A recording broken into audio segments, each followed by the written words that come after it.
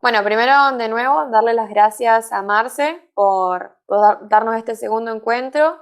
Eh, Nada, esto lo estamos pensando para ustedes, para que puedan organizarse con el estudio, para que se les pueda hacer más fácil el sentarse a estudiar y más que nada con este cursado extraño que estamos viviendo, no solo ustedes que son ingresantes, sino nosotros mismos también. Eh, que nos tenemos que organizar en horarios raros, con material raro, porque tenemos que leer de compu, ver PowerPoints, buscar videos propios en YouTube. Así que bueno, nada, gracias Marce por estar acá. Y bueno, nada, en el encuentro pasado estuvimos hablando un poco del tema de organización en general y hoy vamos a tocar un poco más lo que son los hábitos de estudio y técnicas de estudio más específicamente. Sí, bueno, muchas gracias. Eh, la verdad es que encontrarnos por estos medios tecnológicos también implica estar repensando las formas de enseñar y de aprender en los contextos actuales, ¿sí? De este aislamiento social, pero bueno, que nos exige inventar otras formas y que puede tener, digamos, las dificultades propias, pero también nos da la posibilidad de desarrollar lo que nosotros decimos una mayor autonomía, que es lo que nosotros queremos poner como un gran objetivo del estudiante en el nivel universitario. Y bueno, estudiar en casa, estudiar en este contexto mediado por las tecnologías, hace que necesariamente nosotros tengamos que empezar a organizarnos de una forma diferente. En el taller del martes pasado decíamos que una de las cuestiones centrales en el estudio universitario es la organización y la planificación del tiempo de estudio.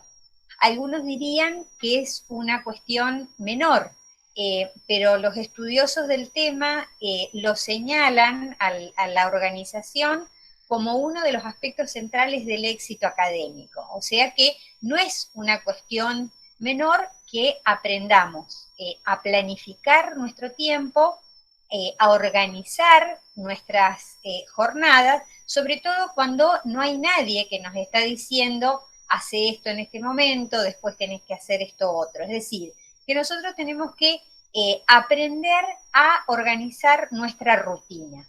Y esta organización de la rutina en el estudio universitario tiene una importancia central, ¿sí? Nosotros podemos pensar la planificación en términos de unidades. Mi unidad puede ser el día, mi unidad puede ser la semana, mi unidad de tiempo puede ser el mes, o mi unidad de tiempo puede ser el cuatrimestre, o más a largo plazo, mi unidad de tiempo puede ser el año. Es Marce, decir, te interrumpo un segundito porque ahí en el chat algunos preguntaron si podemos hacer un repasito de la semana pasada. Para no hacerlo tan extenso, les cuento que lo de la semana pasada quedó grabado en YouTube y está en nuestro canal. Después cualquier cosa me lo piden a mí por WhatsApp y se los envío, así no lo extendemos tanto. Y cualquier duda que quieran ir haciendo sobre ahora, sobre este encuentro, pueden escribir por el chat y los que lo están viendo desde el otro link que no tienen habilitado el chat, nos escriben por privado y le hacemos las preguntas a Marce cuando vaya terminando el encuentro. Ahora sí, perfecto. Marce. Sí, me parece interesante. En realidad, esta introducción que yo estaba haciendo era para retomar lo de la semana pasada, así que mejor que me lo recalcaste porque seguramente algunos estarán ahora que no estuvieron la otra semana. Entonces, una cuestión importante habíamos dicho de encarar una planificación de nuestra rutina. Y esta rutina nosotros la podíamos pensar, como recién estaba diciendo, en diferentes unidades. Lo más importante es que nosotros podamos hacer una planificación diaria en función de cómo nosotros vamos a distribuir los tiempos a lo largo de una jornada, ¿sí?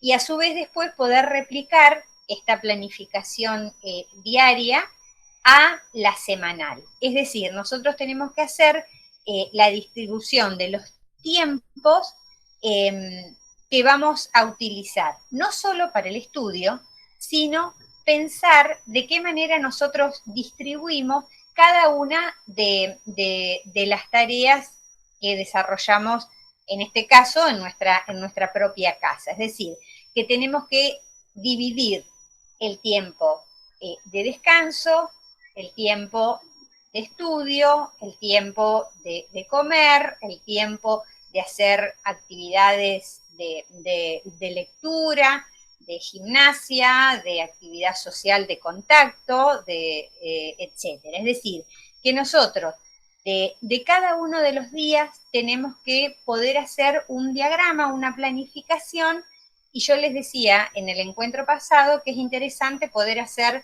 como una división en dos bloques de mañana y de tarde, ¿sí? Entonces, una cuestión que habíamos señalado en el encuentro pasado es que nosotros tenemos que establecer una rutina, es decir, que tenemos que establecer nosotros mismos a qué hora nos levantamos, es decir, que tratar de a las 8 o 9 de la mañana, o cada uno dirá el momento en que arranca, poder desayunar, alistarse y luego comenzar con las tareas del estudio.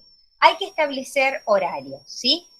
El que ya ha podido distribuir el tiempo y establecerse una rutina, le es más fácil porque ¿en qué consisten los hábitos? En la repetición de ciertas acciones o de ciertas prácticas. Es decir, que uno comienza a tener una conducta más automatizada cuando hace lo mismo muchas veces. Si yo un día me levanto a las 8, el otro día a las 12, el otro día a la 1, si arranco a estudiar un día a la mañana, otro día a la tarde, no logro establecer una rutina o un hábito que me permite a mí adquirir una conducta en relación al estudio. Entonces, una cuestión central como universitarios es que nosotros tenemos que tener horarios. Eso no quiere decir que no lo podamos cambiar en algún momento, pero sí ciertos horarios fijos, planificados para poder estudiar. Entonces, establecer un horario forma parte de la tarea de planificación, de la rutina de cada uno. Y es conveniente que nosotros podamos tener algún tipo de agenda, ¿sí? Yo les había enviado algunos materiales donde ustedes pueden hacer una organización del tiempo a partir de distribuir en determinados horarios el tiempo en que vamos a estudiar. Entonces decimos, este establecer horarios lleva a que yo me tenga que hacer una agenda o un calendario. Es decir, fijar estos horarios, que pueden ser un bloque, decíamos, a la mañana, poder después del mediodía hacer un descanso y otro bloque de horarios de estudio para la tarde, ¿sí? Esto cada uno lo va a elegir de acuerdo a sus disposiciones. Y decíamos también que esta lista de tareas, este calendario, esta agenda, se tienen que hacer de manera visible. Es decir, yo armo un calendario o una agenda y allí voy ubicando. Por ejemplo, si yo digo voy a estudiar de 10 a 12 o de 10 a 1 o de 9 a 12 y luego descanso, luego puedo tener algún horario de gimnasia o lo que sea y después vuelvo a tener otro horario de estudio. Esto que yo lo identifico como tareas centrales para realizar, es interesante que yo lo pueda tener a la vista. Es decir, que yo tenga un listado de las tareas como en un pequeño tablero, ¿sí? que lo puedo colgar en la pared, que lo puedo tener en el escritorio, que lo puedo tener en mi agenda de mano, etcétera. Pero esta lista tiene que estar a la vista y yo tengo que hacer como una autoevaluación de que esos horarios en los cuales yo pienso estudiar, lo pueda ir cumpliendo. Otra cuestión que decíamos, establecer objetivos o metas, ¿sí? Cuando nosotros comenzamos a estudiar, cada una de las carreras de la facultad tiene, sobre todo para el primer año, 2 o 3 materias por cuatrimestre, ¿sí? Entonces, es necesario que nosotros hagamos una distribución del estudio de esas materias para poder avanzar en el estudio, ¿sí? Entonces, decíamos, puedo identificar, por ejemplo, cuáles son las materias que para cada uno son más fáciles o más difíciles, ¿sí? O que me gustan más o que me gustan menos, o que siento mayor disposición. Es decir, las puedo agrupar según mis intereses. Por ejemplo, a algunos les gustará más trabajar a la mañana, por ejemplo, con matemáticas, y a la tarde trabajar con química, o para cualquiera de las materias que nosotros tengamos, seguridad en el laboratorio, etcétera. Pero es importante no solo que yo distribuya en qué momento voy a estudiar, sino que en ese cronograma o en esa agenda yo identifique las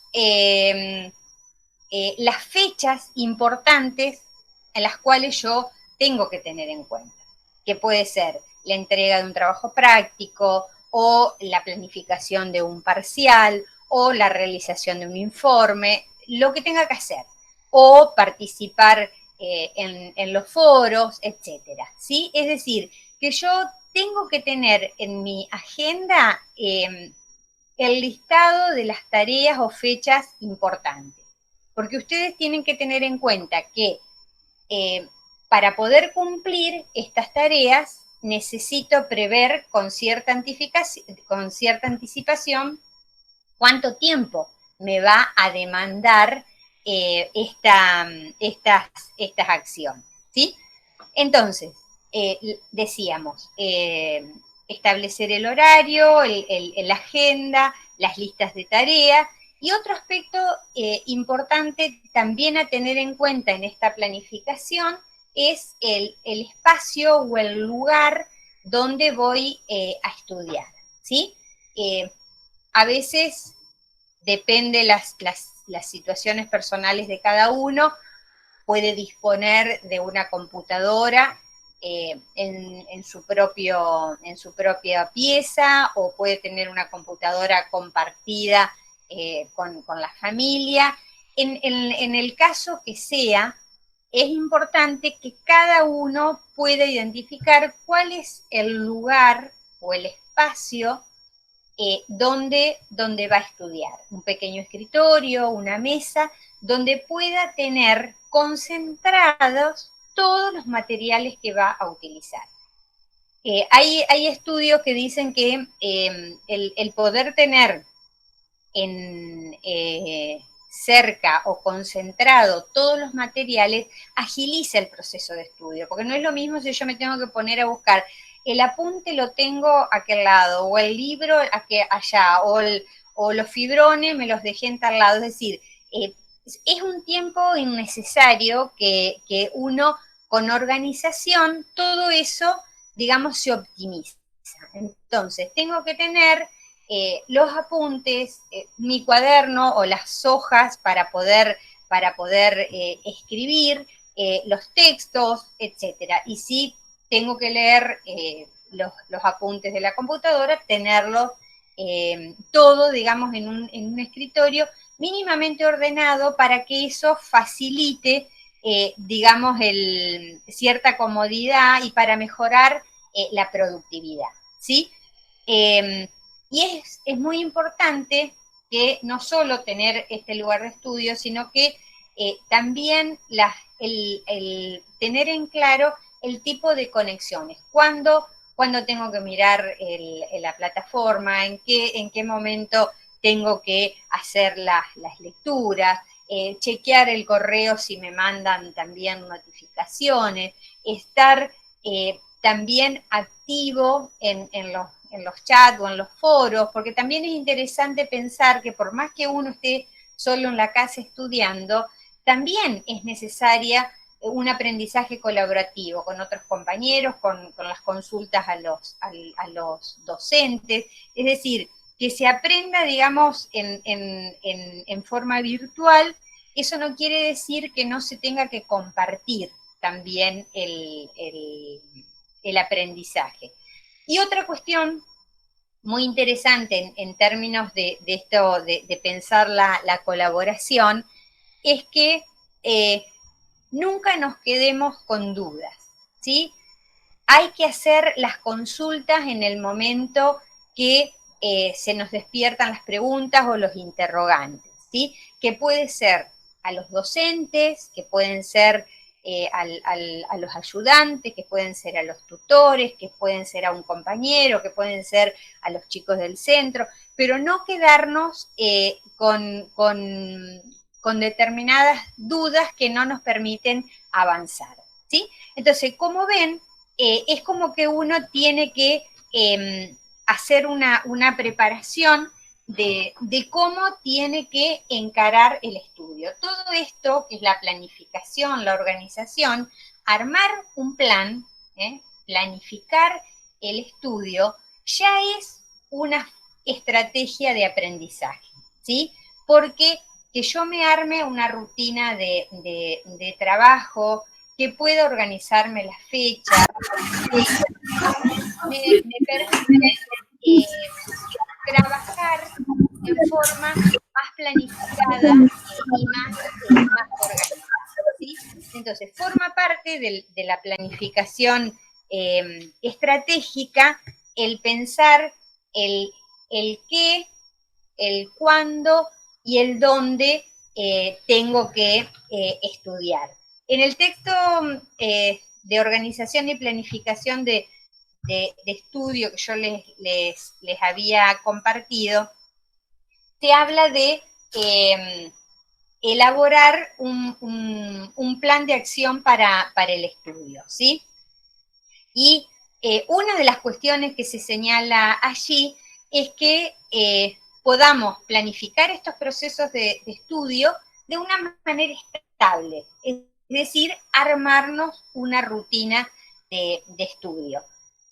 También es interesante, y lo dicen en estos docentes, mantener hábitos y horarios fijos, pero que también puedan ser modificados en función de las circunstancias que tenemos. Por ejemplo, si nosotros distribuimos 2 o 3 horas de estudios a la mañana y 2 o 3 horas de estudios por la tarde, identificando qué materias voy a trabajar, también es interesante que nosotros podamos analizar de cada materia cuáles son, utilizar el programa de la asignatura, que también es bueno que cada alumno pueda consultarlo, porque es como la indicación de cómo están secuenciados los contenidos, y que ustedes tengan una idea de cuáles son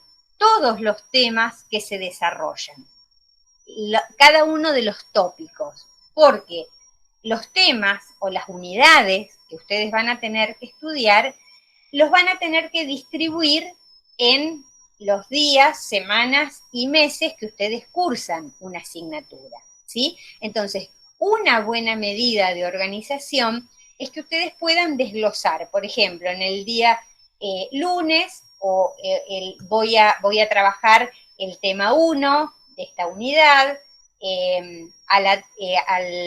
el martes voy a trabajar el tema 2 y tal vez pueda comenzar con la 3, es decir, que yo pueda ir haciendo como una secuencia o una distribución de los temas, ¿sí? Entonces, esto a mí me permite pensar y ver cuánto tiempo dispongo para poder estudiar. Entonces, lo primero que uno tiene que hacer en ese plan es preguntarse qué tengo que estudiar y ahí identificar los contenidos y los temas. Y esa cantidad de contenidos que yo identifico para cada una de las materias, también tengo que pensar su distribución en función de para qué lo tengo que estudiar, porque puede ser que tenga que elaborar solamente un informe o tenga que hacer un trabajo práctico o tenga que entregar determinadas respuestas. Entonces, el grado de exigencia que yo tenga va a ser en función de lo que me van pidiendo los docentes en cada uno de las asignaturas. Entonces, el tiempo que dispongo va a tener que ver con el qué estudiar y para qué estudiarlo. Y eso también me va a definir cómo estudiar, ¿sí? Porque si tengo que hacer solamente un informe, puedo hacerlo de una forma el estudio mucho más liviano. En cambio, si tengo que elaborar un TP o tengo que estudiar para un parcial, voy a necesitar un estudio mayor en profundidad. Es decir, que la elección de las técnicas o de las estrategias o la forma en que voy a estudiar va a estar dado en relación con las exigencias que tenga para esa materia. Entonces, cada una de estas cuestiones me van a también a formular la pregunta de cuándo estudiar, cuánto tiempo efectivamente dispongo, cuánto tiempo necesito para cubrir esas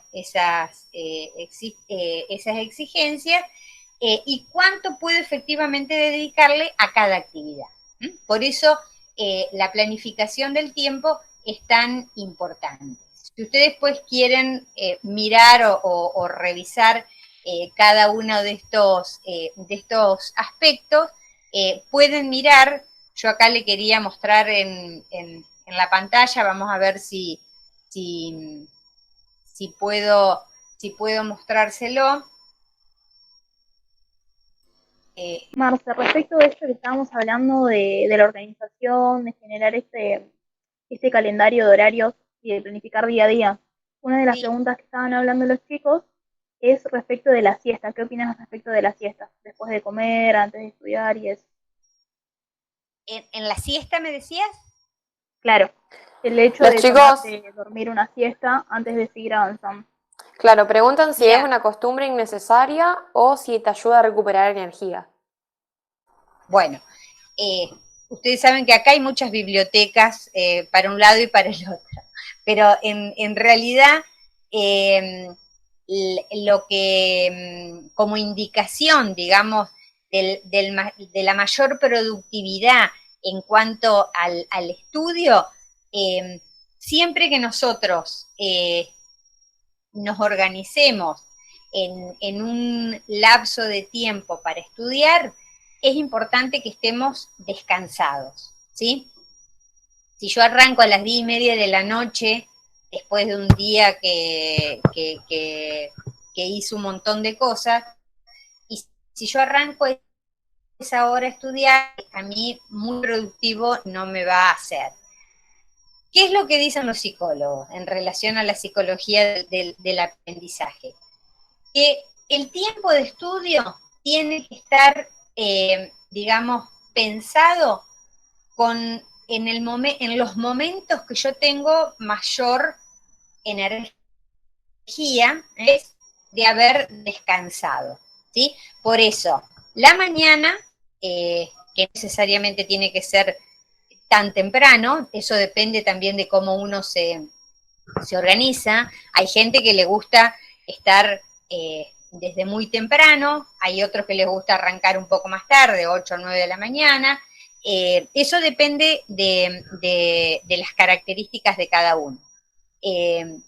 Pero si yo, después de estar descansado y también de haber tenido algún desayuno o alguna nutrición, digamos, más o menos un aporte saludable, nadie puede arrancar a sentarse a estudiar si no comió algo después de las 8 horas de descanso. Entonces, cuando nosotros estudiamos, también tenemos que saber que tenemos que tener cierto equilibrio entre el descanso, la comida más o menos saludable y el tiempo, la demanda de mucha energía que nos exige el trabajo intelectual.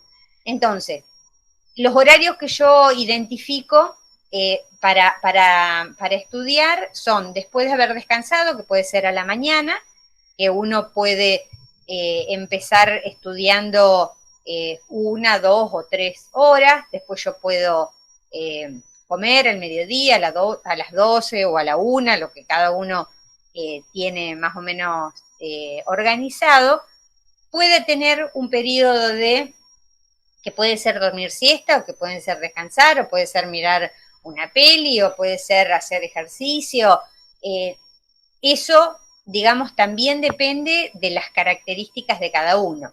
Si yo hago una siesta de 40 minutos, por ejemplo, 1 hora, descanso, media hora, lo que sea, si yo estudié 2 o 3 horas a la mañana, me va a venir muy bien reponer energías un rato a la siesta y después arrancar con el estudio, ¿sí? Pero eso también depende de las características personales, ¿sí?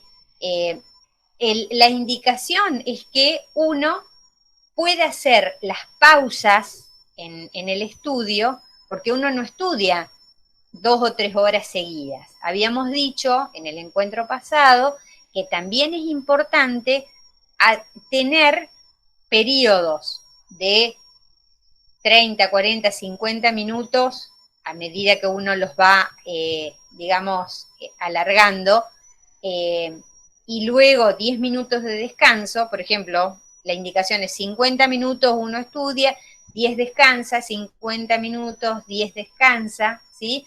50 minutos más, 15 descansa. No tienen que ser periodos tan prolongados de descanso, sino que son los que me permiten airear, reponer fuerza, como algo, contesto mensaje, correo, limpio mi cuarto, tiendo la ropa, no sé, cada uno hace algo que lo saque de la tarea intelectual. Voy a darle de comer al perro, qué sé yo, no sé, cada cual sabe qué actividad puede hacer en el corte del estudio de 10 minutos y después sigo, ¿sí?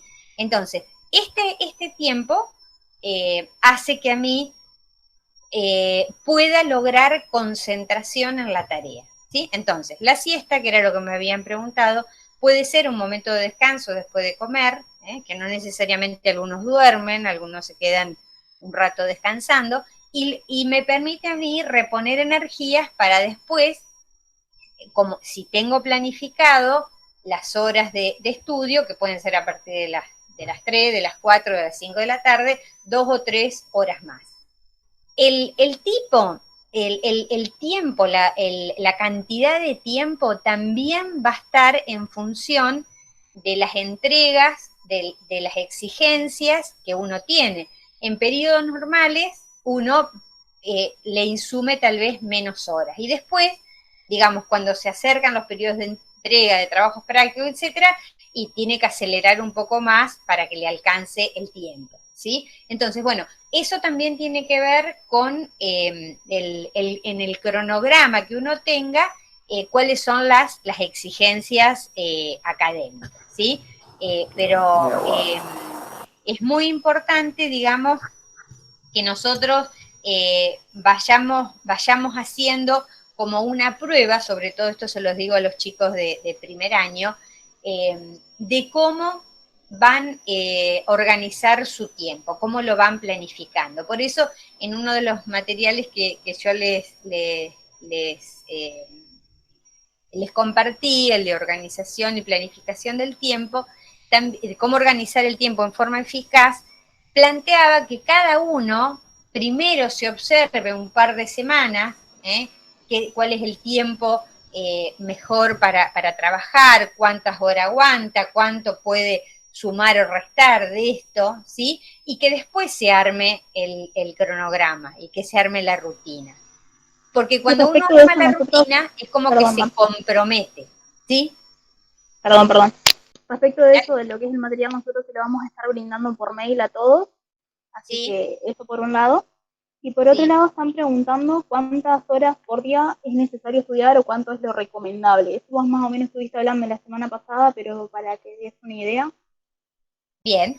Yo les decía que es importante no solo la cantidad de tiempo, sino la calidad del tiempo, ¿sí? Entonces, se puede empezar para los chicos que recién arrancan con tiempos, digamos, menores, ¿sí?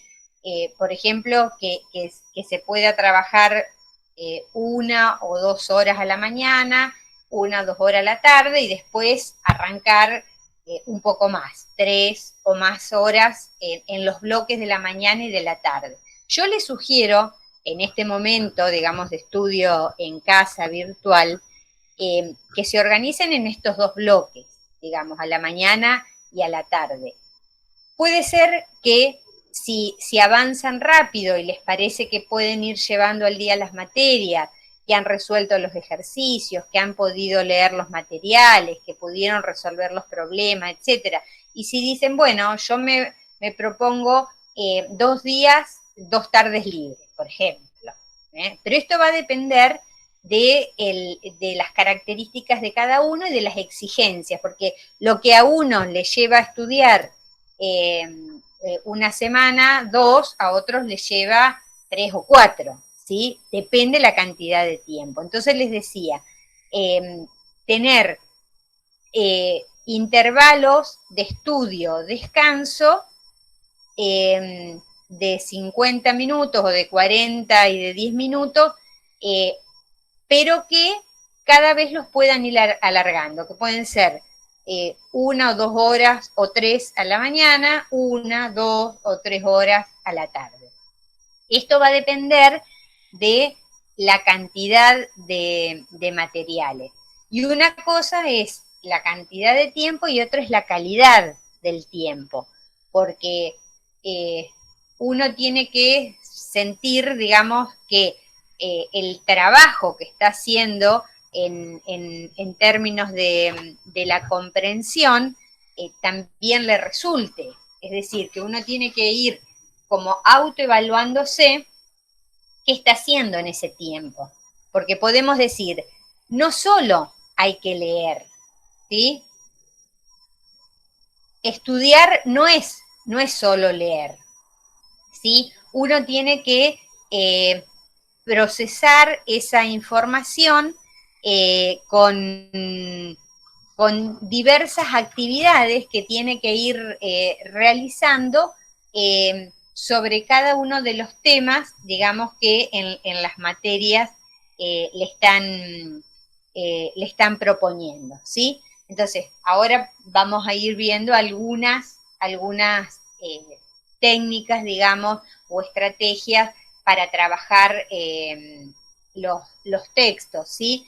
Pero es interesante que se tenga primero en cuenta, digamos, la ventaja de la planificación, porque nos permite ahorrar tiempo, crear hábitos de trabajo positivo, distribuir más eficazmente el tiempo, evitar las distracciones, porque también es cierto que nosotros tenemos que, al organizar bien el tiempo, también tenemos que suspender, digamos, determinados distractores que nosotros tenemos, ¿sí? Muchas veces el celular, sobre todo para los chicos, es una cuestión que les quita concentración. Entonces, si nosotros decimos evitar distractores cuando uno estudia, y bueno, lo dejamos apagado, silenciado, y después lo miramos en los tiempos de descanso. También decíamos que si nosotros elegíamos un lugar de estudio, que podía ser en su propio dormitorio o en alguna sala o en algún espacio de la casa que cada uno tiene, también implica evitar estos distractores o los ruidos o que pase gente durante todo el tiempo, es decir, buscar un lugar más o menos tranquilo, un lugar donde permita la concentración, ¿sí? El estudio es un trabajo intelectual que exige concentración, exige, digamos, poder estar con energía trabajando sobre determinadas cuestiones. Entonces, la ventaja de hacer esto en forma organizada es que nos permite, digamos, que nuestras tareas puedan ser realizadas con mayor chances de éxito, ¿sí? Y por eso es importante, ya que hablábamos al inicio de la autonomía, plantearnos objetivos, es decir, qué queremos lograr, digamos, en relación a una semana o un mes con el estudio que estamos proponiendo, ¿sí? Entonces, para optimizar mejor el tiempo, es necesario que nosotros pensemos en cómo utilizar ese tiempo de estudio, digamos, para poder comprender mejor lo que estamos estudiando, ¿sí? Decíamos en el encuentro pasado que hay como una forma más memorística, digamos, reproductiva en el estudio y hay una forma más comprensiva, ¿sí? Nosotros queremos ayudarlos a ustedes a que puedan realizar un estudio más comprensivo. Las tareas centrales en la universidad son la lectura y la escritura, ¿sí? Es importante que avancemos, digamos, en estrategias que nos permitan, digamos, trabajar estas tareas que son tan importantes, ¿sí? Y que exige a los universitarios adquirir determinadas habilidades, ¿sí? Creo que el estudio, digamos, en nuestra casa y en esta etapa del trabajo en la universidad, nos exige avanzar en una lectura comprensiva. Si yo tendría que sugerirles a ustedes como algunas ideas o recomendaciones para el estudio, diría que pensemos en diversos tipos de enfoques en relación a la lectura, ¿sí? Cuando uno tiene que enfrentarse al estudio de los textos o de los PDF o de los artículos que a ustedes les mandan en las aulas, ¿sí? Y que ustedes tienen que abordarlos de alguna forma para poder comprenderlo. Es muy importante que podamos, digamos, acercarnos a los textos en una actitud, como también les dije en la clase, en el encuentro pasado, en una actitud activa, interrogativa. No para repetir lo que dicen los textos, sino intentar descifrar su significado, comprenderlo y poder apropiarnos de esta información que nos están brindando, ¿sí? La lectura tiene que ser comprensiva, porque esa es la base del estudio, ¿sí? Y si nosotros nos tenemos que enfrentar a un texto, a un capítulo de un libro, a un artículo que nos ofrecen, digamos, para estudiar, hay como 5 tipos de lectura. Una primera, que es la lectura introductoria global, ¿sí? Esta es la primera lectura. Después ya les indico qué cuestiones hay que tener en cuenta en cada uno. Les nombro los 5 tipos de lectura. La lectura introductoria global, la lectura exploratoria, la lectura analítico-sintética, la lectura crítica y la lectura de repaso. Como verán, son diferentes formas de acercarnos al trabajo sobre los textos, ¿sí? Entonces, podemos, digamos, realizar la lectura de un texto siguiendo estas etapas que les acabo de decir, que son 5, ¿sí? La primera lectura, que es introductoria, es cuando yo me acerco al texto, ¿sí? Y algunos le llaman a esta lectura introductoria lo que constituye el paratexto, es decir, todo lo que rodea el texto, pero que no es el texto en sí, sino que yo me tengo que fijar, digamos, en ese paratexto, en esta lectura introductoria, quién es el autor, cuál es el título de la obra, cuáles son los datos editoriales, ¿sí? Qué año fue escrito este texto. Y siempre que yo arranco con una lectura, es importante que yo tenga papeles o cuadernos y virome para ir tomando nota de cada uno de estos aspectos, ¿sí? Tengo que anotar el autor, el texto que voy a trabajar. Y luego, como formando parte de esta lectura introductoria, puedo leer los títulos, los subtítulos, ¿sí? Y también anotarlo como para ir viendo, digamos, de qué trata. Es importante que examine las ayudas visuales. Por ejemplo, en un texto pueden tener fotos, pueden tener gráficos, pueden tener cuadros, ¿sí? Estos son aspectos importantes que tenemos que mirar. También pueden tener cambio de letras, pueden tener negrita, cursiva, pueden tener algunas partes destacadas, ¿sí? Esto es importante que lo mire. Si a mí me ofrecieron, digamos, en el estudio, el capítulo de un libro, por ejemplo, puedo mirar el índice de que plantea el libro y ver dónde está ubicado el capítulo que tengo que leer. Tal vez tenga que leer el capítulo 2 del libro tal, ¿sí? Pero yo miro el índice y a mí me da una idea de los aspectos globales que está planteando ese autor, ¿sí?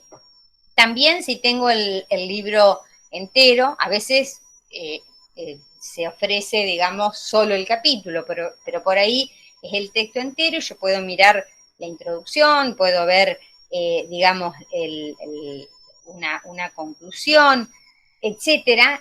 Todo esto que le digo el paratexto es lo que a mí me permite hacerme una primera idea de lo que va a trabajar ese texto, ese artículo, ese capítulo, ¿sí? Luego, la segunda lectura, que sería una lectura exploratoria, ¿sí? Acá es como que yo hago una lectura rápida de ese capítulo, ¿sí? Es para hacerme una idea global, digamos. Y sí puedo empezar ya con una actitud un poco más interrogativa, tratando de transformar el título o el subtítulo, por ejemplo, en preguntas, ¿sí? Me empiezo a plantear interrogantes. ¿Qué va a decir? Adopto una actitud activa, ¿sí? Otra cuestión interesante en esta primera lectura exploratoria, anotar los conceptos o las palabras que desconozco, ¿sí? No hay que seguir como que entiendo si no tengo en claro algunos conceptos. Entonces, es importante, por ejemplo, que pueda buscar esas palabras, esos conceptos, puedo ir a un diccionario, puedo googlearlo, puedo consultarlo, pero es importante que yo ya lo señale como una cuestión que tengo que, si es confusa o desconocida, tengo que hacer la búsqueda, ¿sí? Luego pasamos, la tercera lectura es la lectura analítica sintética. Y aquí me permite entrar a los textos, ¿sí? Para empezar a comprenderlos. Ustedes saben que yo puedo tomar diferentes unidades para la comprensión. Pueden ser un apartado del capítulo, puede ser un párrafo, ¿sí? Es decir, puedo buscar qué unidad voy a tomar para hacer la comprensión. Cuanto más difícil es el texto, más corta tiene que ser, o menor tiene que ser la unidad para la comprensión. En general, uno va trabajando primero por los subtítulos y a veces, cuando son más complicados, tiene que ir analizando párrafo por párrafo, ¿sí? Pero nosotros ya tuvimos en la lectura exploratoria una primera idea. Luego, en esta tercera etapa de analítica sintética, tengo que ir parte por parte. Yo siempre los hago reír a los chicos que esta lectura analítica sintética es como Jack el Destripador, parte por parte. Es como que yo voy segmentando, cortando, achicando, digamos, la partecita del texto. Es como que lo corto, lo hago más manejable para que pueda ir comprendiendo. La primera lectura fue a modo global, ¿sí? Identifiqué los conceptos o las ideas que me resultaban desconocidas, pero ahora tengo que ir parte por parte para poder avanzar en la comprensión. Entonces, puedo ir preguntando, esto no quiere decir que todos lo hagan igual, pero podemos ir preguntando de qué habla el texto y qué dice acerca de ello, como para ir identificando las ideas principales, ¿sí? Entonces, ¿de qué habla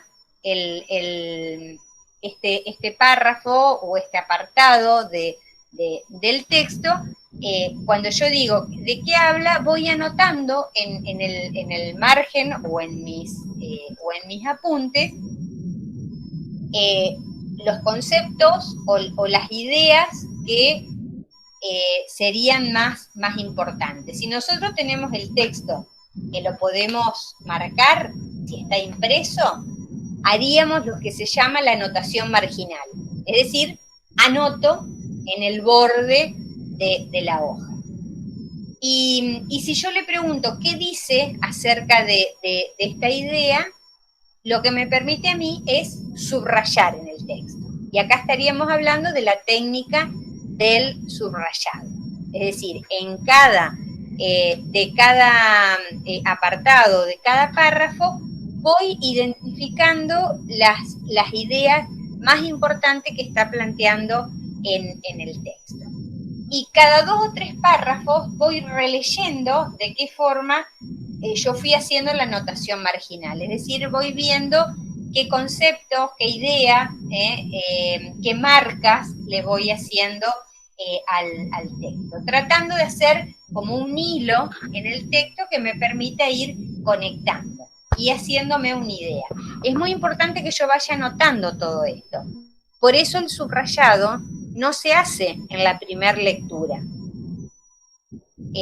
Se hace cuando avanzo en la lectura comprensiva, ¿sí? Porque tampoco tiene sentido que yo subraye todo. Es importante que pueda identificar, digamos, las ideas principales.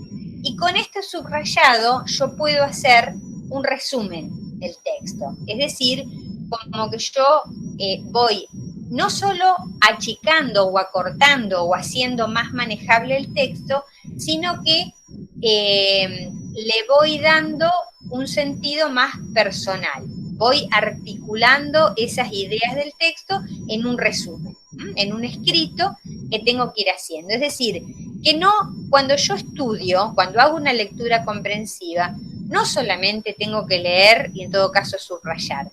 tengo que ir haciéndome preguntas, tengo que ir anotando, tengo que ir identificando conceptos o ideas claves, hago una anotación marginal, subrayo lo más importante y voy haciendo como un hilo de ese texto. Ustedes saben que los textos son como tramas, ¿sí? Que tengo que ir tejiendo, tengo que ir articulando, porque de la forma en que voy procesando los textos, me voy apropiando de esas ideas, ¿sí?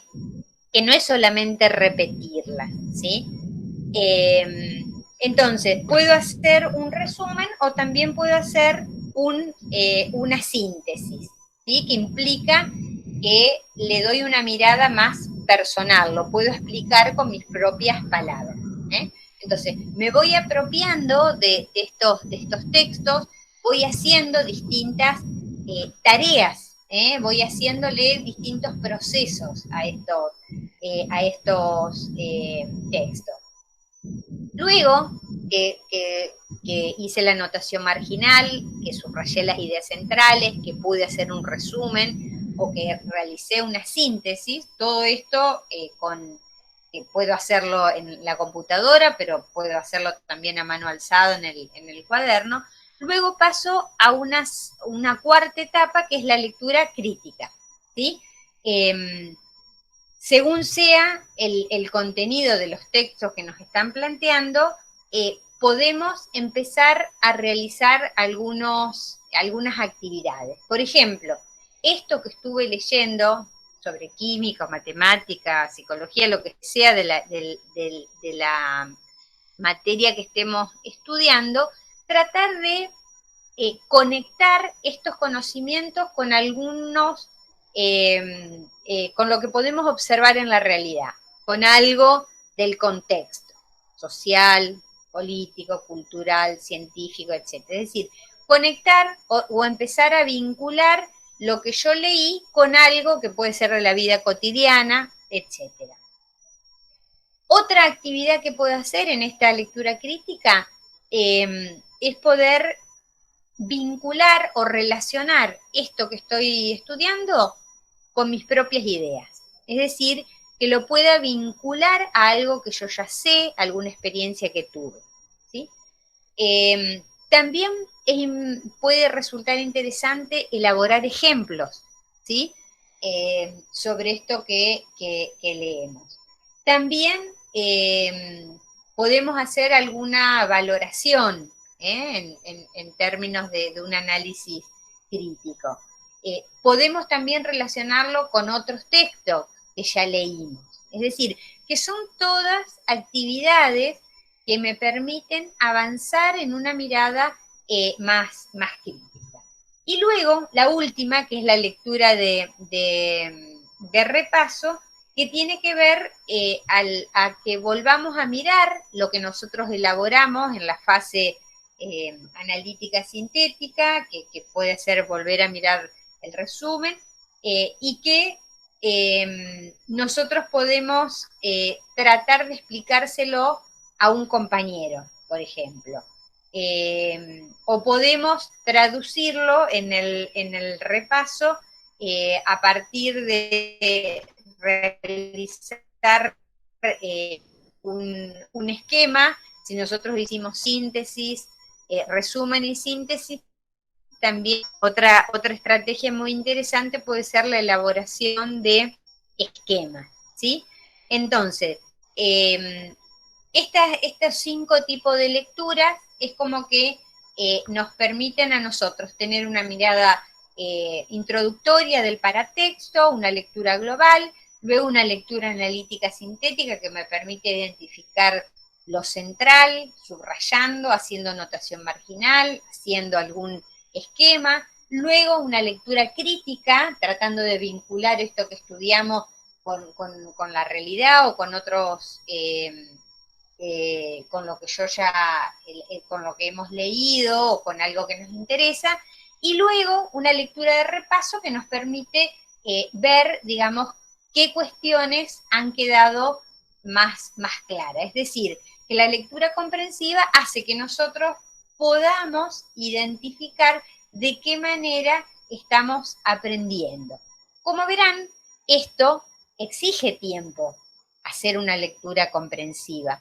Entonces, por eso es tan importante la planificación, de tener tiempo de leer, de hacer los ejercicios, pero también tener un tiempo para resumir, para poder hacer una esquematización, para poder repasar, ¿sí? Es decir, que a nosotros nos permita avanzar con diferentes tipos de actividades sobre los textos, ¿sí?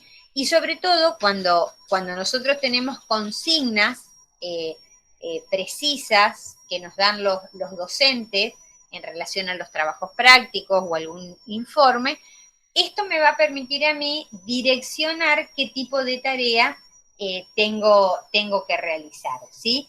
Pero es muy importante que nosotros podamos hacer esta lectura crítica para poder avanzar, digamos, en un aprendizaje más activo y que se siente, digamos, como que uno puede apropiarse de los contenidos. Y otra cuestión importante es que yo pueda usar de alguna forma eso que estoy aprendiendo en otra situación. Por ejemplo, en las clases teóricas se desarrollan determinados conceptos que después yo los tengo que poder aplicar en trabajos prácticos, ¿sí? Entonces, ¿de qué manera yo puedo hacer eso? Transferir o usar los conocimientos que me estoy apropiando para otra situación, ¿sí? Entonces, si yo veo que puedo transferir o aplicar eso, quiere decir que es un aprendizaje realmente significativo, ¿sí? No sé si quedó claro, si hay si puede haber preguntas que quieran plantear.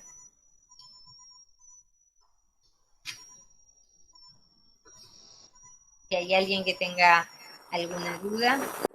Yo te pregunto, ¿cuál es la mejor manera de hacer un cuadro resumen? Viste que por ahí es bastante complicado hacer cuadros sinópticos, pero están buenos también porque resumen mucho la información. Sí. Y también sí, ¿no? ¿Cuál sería la mejor manera de armar un resumen y no ponerle todo lo que dice el libro, que es lo que nos pasa generalmente, o por lo menos a mí? Trato de resumir y termino resumiendo todo. Claro. Por ahí es importante identificar cuáles son los conceptos centrales, ¿sí? Muchas veces nosotros cuando trabajamos en épocas normales, digamos, es interesante poder vincular lo que uno aprende en las clases, lo que los docentes dicen que es lo más importante, uno sabe que esos son los conceptos que tiene que darle mayor preponderancia, ¿sí? Cuando uno va a los textos, ¿sí? Tiene que tener en cuenta, ya sea porque los docentes lo explican en las clases o porque está identificado como temas centrales en el programa, son los aspectos que yo tengo que darle mayor importancia, ¿sí? Entonces, cuando nosotros decimos en el resumen, cuando leemos un texto, tenemos que poder identificar cuáles son las ideas principales y poder separar, digamos, de lo secundario o los ejemplos, ¿sí?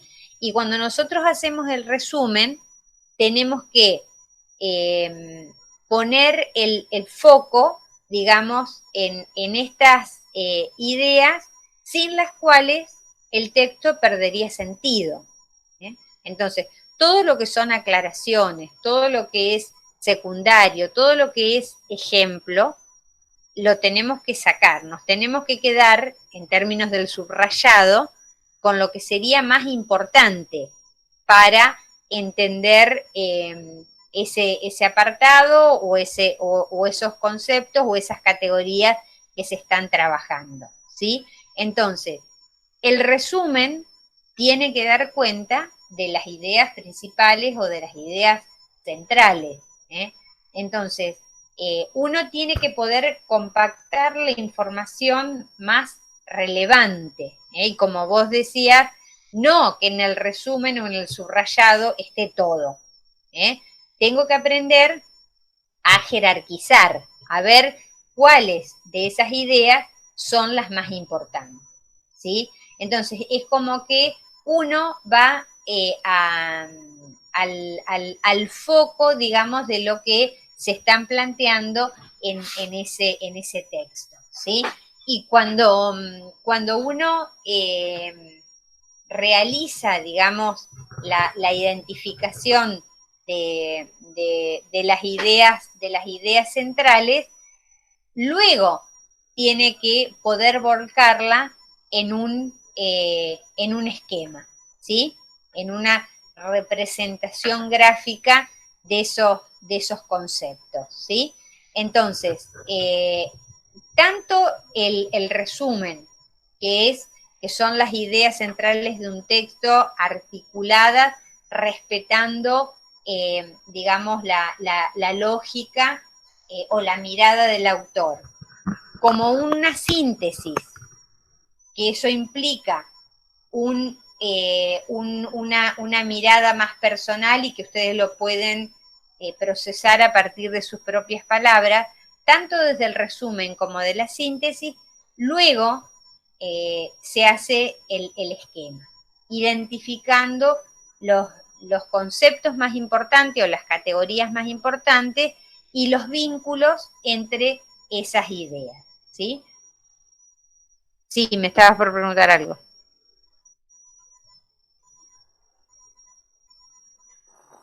No, yo. Sí. No, Ah, no, justo estaba hablando acá en mi casa. creí que era a mí. Bueno, De entonces, paso te pregunto otra cosa si querés. Tengo varias dale, preguntas. dale. Em, Te iba a preguntar, ahí me olvidé, ahora sí. ¿Qué es, no sé qué recomendás, qué es más óptimo hacer el día antes de rendir un parcial? Si uno ha planificado el tiempo, se entiende que no hay que dejar para estudiar hasta último momento. Uno tiene que tratar de distribuir los días de manera de dejar 1 o 2 días antes para hacer el repaso, es decir, para volver a mirar si ha hecho los resúmenes o los esquemas o los mapas o las representaciones, las fichas que haya hecho de estudio de cada tema o los ejercicios que tiene que resolver, etcétera. El, el día anterior o los 2 días anteriores son para realizar el repaso y sobre todo estar descansado. Eso de quedarse, uno rinde a las 8 de la mañana y está hasta las 4 de la mañana estudiando, no sirve, no sirve. El repaso uno la tiene que hacer con cierta cantidad de tiempo que nos permite ir viendo de qué manera fuimos trabajando esos temas. Inclusive hasta la cuestión psicológica de la seguridad. Si uno está hasta último momento y teniendo así con hilos las cosas, y es como que uno va a un examen más, digamos, como más nervioso, ¿sí? Entonces, el poder organizarse para hacer un estudio más en profundidad y dejar el último tiempo para los últimos detalles o el repaso, también a uno le da mayor tranquilidad, ¿sí? No sé si era eso lo que vos me preguntabas. Sí, y ese mismo día del examen también. Sí, depende, porque a veces uno rinde a la tarde y bueno, hasta la mañana puede estar, puede seguir haciendo ejercicios, mirando los resúmenes. Eso, es recomendable como que ese mismo día seguir repasando y haciendo. Uno lo puede ir haciendo con menor dosis de profundidad, previendo, digamos, que el tiempo de estudio lo tiene que haber hecho con mayor, digamos, nivel de anticipación. Ahora, si vos podés seguir haciendo algunos ejercicios o practicando algunas cosas, eso digamos, no hay ningún tipo de problema. El tema es que no vas a estar hasta último segundo leyendo o estudiando alguno de los temas que te van a tomar o en el parcial o en el trabajo práctico o en el examen final. Digamos que uno tiene que tener, por eso hablamos de la planificación, tiene que ver con esto, con llegar con más o menos con los tiempos para lograr el objetivo de poder hacer, de rendir o hacer o la entrega de un parcial o de un trabajo, etcétera. ¿Sí? Bien. Acomodar los tiempos para que te den, digamos, esa posibilidad. Acá Ariana pregunta si los métodos de estudio para las materias más teóricas se pueden usar también para las materias de ciencias duras, como física, matemática. Viste que por ahí también tienen muchas fórmulas o muchos ejercicios, que no es por ahí lo mismo que leer un capítulo entero de un libro. Sí, cada una de las materias exige un tipo de estrategia en particular, ¿sí? Para las materias, por ejemplo, como física, exigen mucho más nivel de razonamiento, de comprensión, digamos, poder tener claro algunos pasos en la resolución de problemas, ¿sí? Y que implica, digamos, otro tipo de trabajo que es diferente que la lectura de un texto, digamos, o de un capítulo. Exige, digamos, algunas cuestiones vinculadas con la resolución de problemas, ¿sí? Con un tipo de pensamiento que tiene que ver con el planteamiento del problema, con la resolución del problema, de mirar los pasos, etcétera. Es decir, que esto, pero que también, por ejemplo, para los chicos, bioquímica, licenciatura en biotecnología o nutrición, también tienen que combinar materias, los aspectos teóricos y los aspectos prácticos, ¿sí? Y por ahí un aspecto interesante, por ejemplo, tiene que ver con que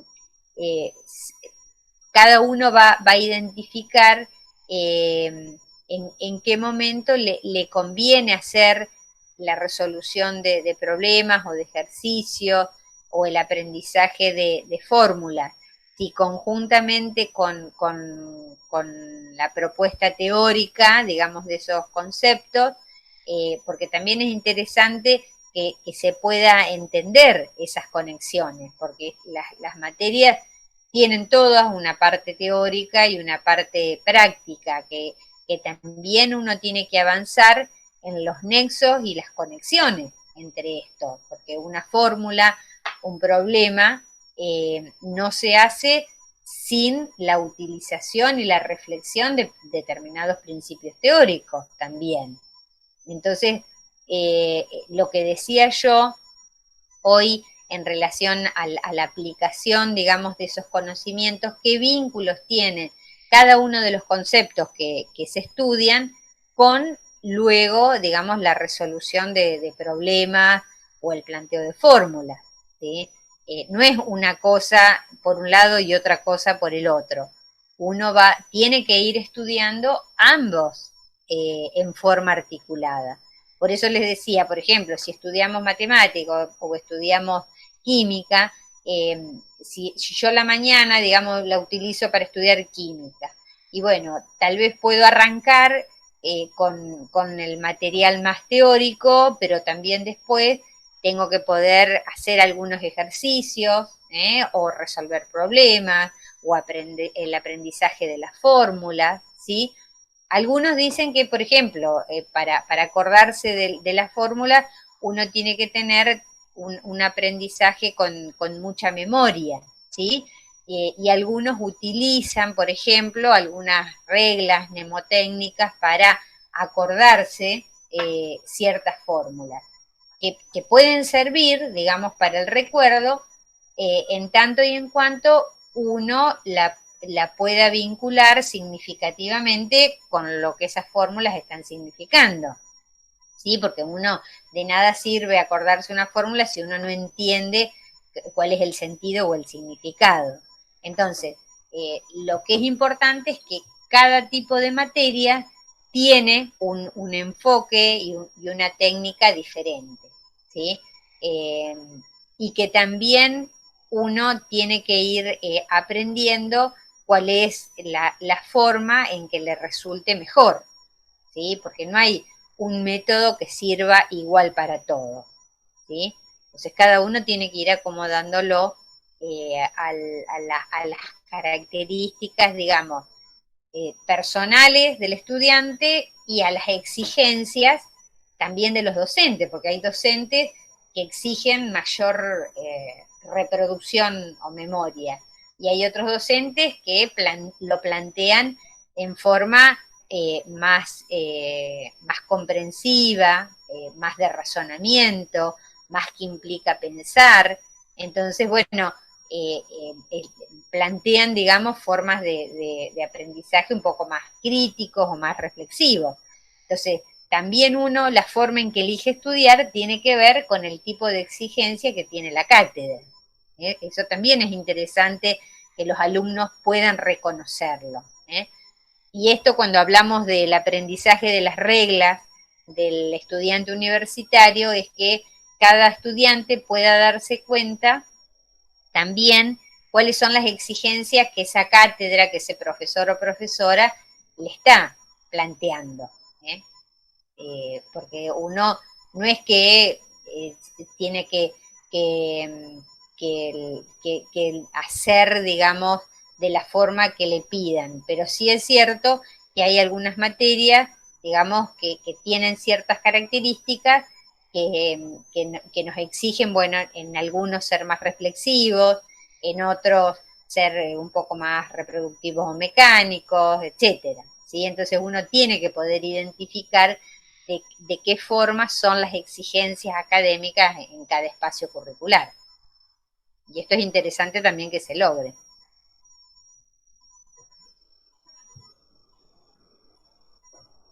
¿Alguna otra preguntita?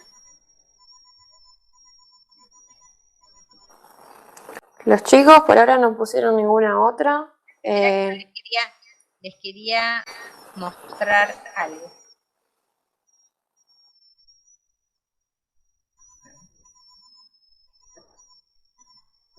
¿Se ve? ¿Se está viendo el material?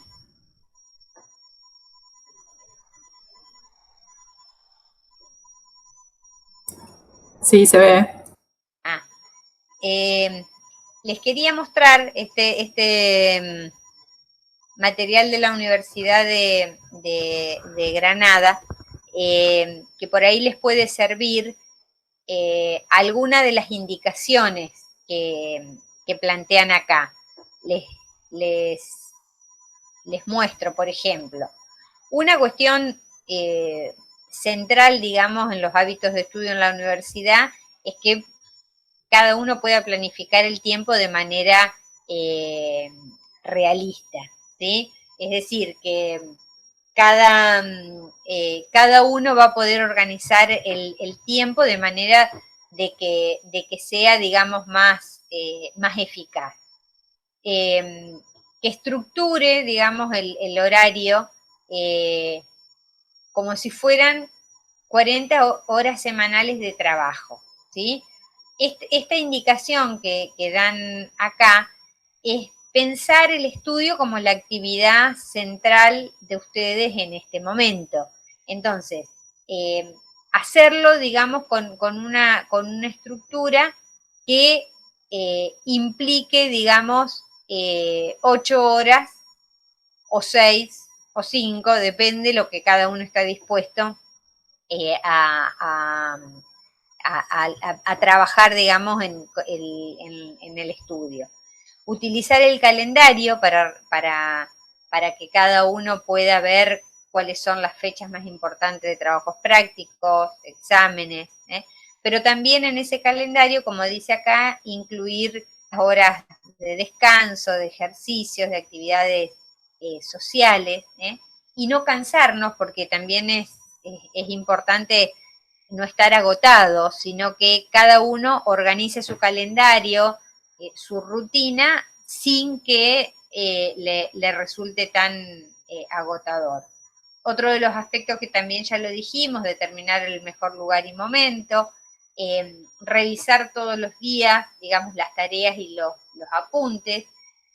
También es importante esto que señala acá, dividir los trabajos muy extensos en tareas que pueden ser más chicas o más manejables. Si tienen 3 textos que leer, bueno, dividirlos por día para que el volumen de trabajo no sea tan grande.